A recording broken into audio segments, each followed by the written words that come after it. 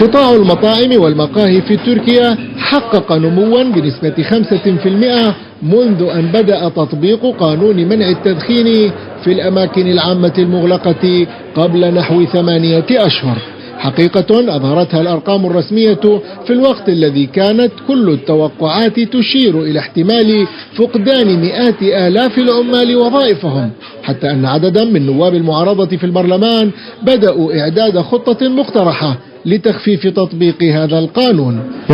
بعد تطبيق القانون مباشرة حصل انخفاض كبير في عدد الزبائن، لكن سرعان ما ارتفعت عددهم عن السابق، لأنني أعتقد أن المدخنين قد تأقلموا مع الوضع الجديد، وزبائننا من غير المدخنين زاد عددهم لأن الجو أصبح يناسبهم.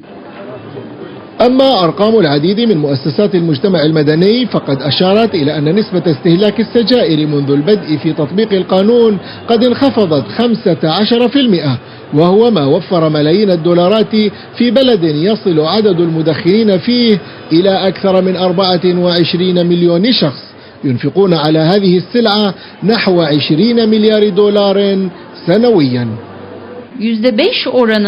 انخفاض نسبة المدخنين خلال هذه الفترة القصيرة من تطبيق القانون أدى إلى انخفاض في حجم الإنفاق على السجائر بلغ أكثر من 700 مليون دولار، ويمكن اعتبار أن جيوب المواطنين قد ربحت هذه الأموال التي كانت ستنفق هباء. هناك من يرى أن ثمة فوائد اقتصادية أخرى لقانون منع التدخين ستتحقق في المدى البعيد، من أهمها أنه سيوفر ملايين الدولارات على خزينة الدولة عندما تقل نسبة الإصابة بأمراض الجهاز التنفسي والقلب والشرايين بعد أن تنخفض نسبة المدخنين طبعا.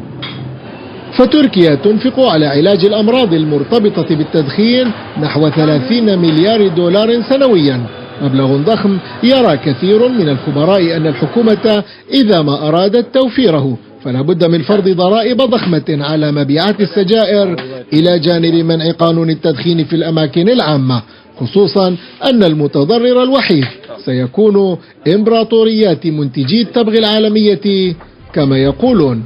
عامر رفيع، الجزيرة، اسطنبول.